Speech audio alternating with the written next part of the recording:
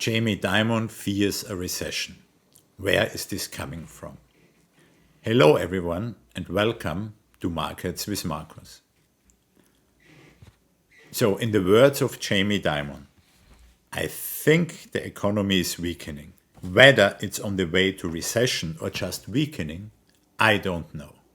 So let's look at two sets of data that were released yesterday and today that may explain a bit why Jamie Dimon is saying that and what he feels. So yesterday, the BLS, the Bureau of Labor Statistics, announced and released revised numbers that showed that the US had 911,000 jobs less in March 2025 than we previously thought. It's not pretty, and almost everything was down. Total private sector employment was down. Total government employment was revised down. Wholesale trade and retail trade was revised down. That's everything to do with wholesale and retail trading, including the friendly people at your local supermarket checkout. Professional and business services were down. Lawyers, consultants, facilities management people. Leisure and hospitality was down, hotels, restaurants, you get the picture.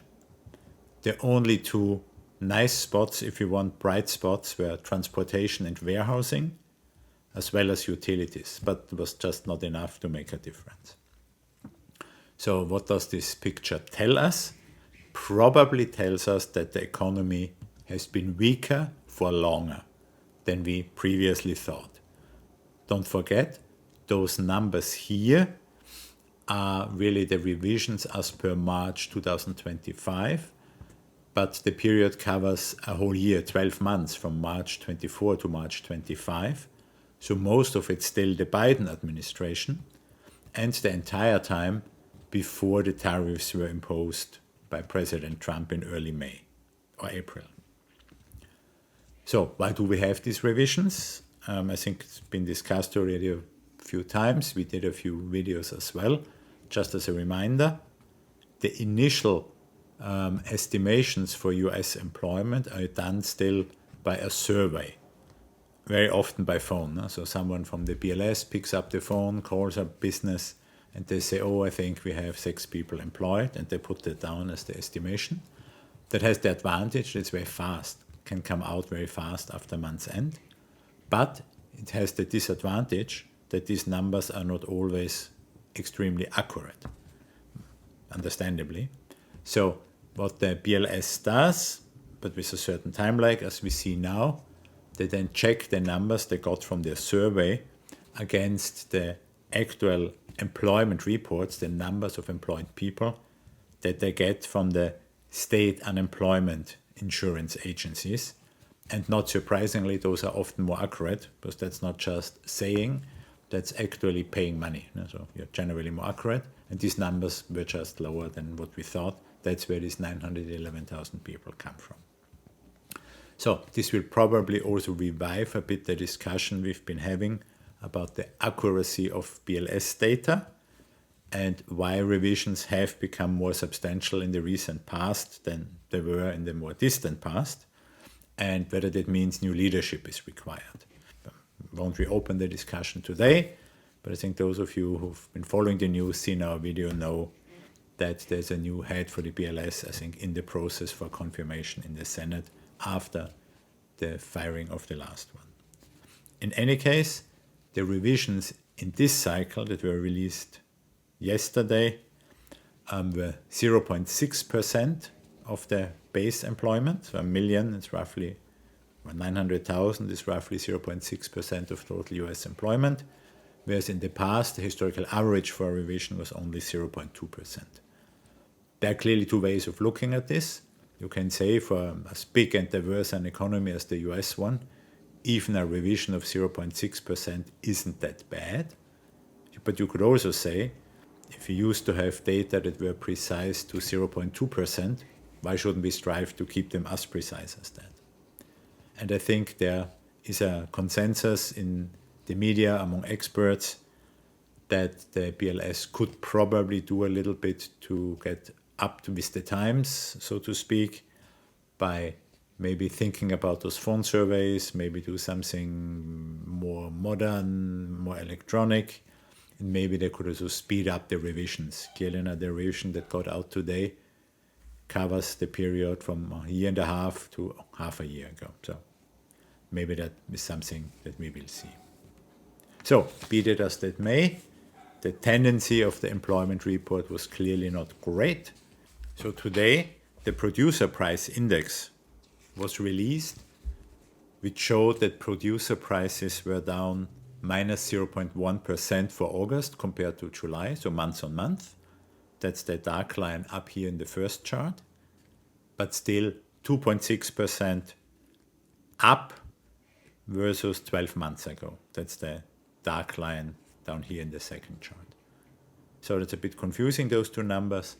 But essentially that means that for the same products or services, a producer got paid a little bit less in August than in July, that minus 0.1%, but still 2.6% more than the producer would have gotten in August of last year, a year ago.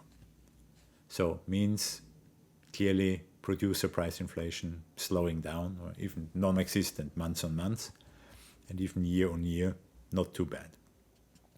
What you also see here in the lower chart is that services inflation is still higher than the inflation for goods, but it's coming down a bit, and that the inflation for goods, for physical products, is still lower than for services, but trending up. And it looks like, at least now from the last few months, that the two will more or less converge in a range of 2 to 3% for the producer price inflation overall. That could be the new normal. Who knows, no? But at least currently it seems that way it's converging. And that's probably a zone that we can live with. No? 2 to 3% is not great, but you can probably live with. It's probably not too detrimental to the economy overall. But it's still higher than the 2% target that the Fed has set for itself. So we'll need to see how they react to that. Now, do they more look at the 0.1% from August versus July, or the 2.6% year on year? Then a word about the producer price inflation, the producer price index, because that contrasts with the better known CPI. The producer price index measures the prices that domestic producers get for their output. It's often used as an early warning system, so to speak, a precursor to the later consumer price inflation, because what producers produce, they sell it to retailers, and then we all buy what we need from them. So it is a leading indicator, if you want. That said, it's also not 100% accurate. It does not always translate one-to-one in retail prices, in consumer prices, because it does not consider imports. It just measures domestic producers. It's clearly a big part of the economy. And it does not make any predictions about retail margins. Because even if producers get a bit more or less, retailers are generally free to set prices as they want. So they could add a bit, subtract a bit. So we'll need to see how that goes. And in that sense, the consumer price index, the CPI, is the more important sibling of the two price indices, and will probably influence the Fed a bit more in one way or another when they make their rate decision. So tomorrow, leading over now to the CPI, the consumer price index will be released. That will be very interesting after the producer price index today. We'll also get tomorrow initial jobless claims, the latest numbers for the monthly US federal budget, especially the deficit, and whether it's been trending down or not. And that leads up to the big decision next week on Tuesday, Wednesday, when the Federal Open Market Committee, the FOMC, meets to really make their decision on rates. Signals are for lower rates. Everyone expects a rate cut. I think it's been heavily signaled by Jerome Powell in the last conference in Jackson Hole. But we always know when we know, so we'll have to wait for next week. But if we look at predictions, the Fed Watch tool, the CME Fed Watch tool, is essentially what do markets think, how do derivatives trade on the rates, predict with a likelihood of a bit more than 92% that it will be a rate cut by 25 basis points to 4 to 4.25%. So slightly down the rates next week, but again, this will know only when we know. And as a side remark, after district court judge decided this week in the first instance, in the first level of court decisions, it looks like that Lisa Cook, who President Trump tried to fire, may be able to sit in the FOMC and vote on the rates. So we'll see whether it stays that or whether the administration will appeal, which most observers expect. So that's where we stand for today. 2 data points that clearly made at least Jamie Dimon a bit more pessimistic about the state of the US economy.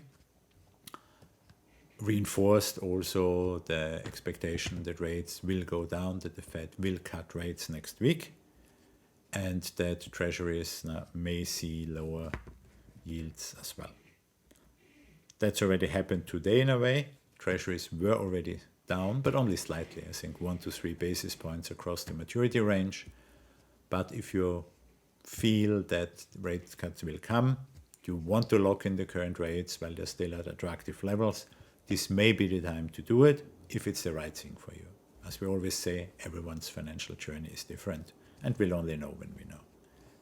So thanks for listening, and join me again tomorrow when we'll have a look at what actually happened with the data that were due to release at the time of this taping. Thank you.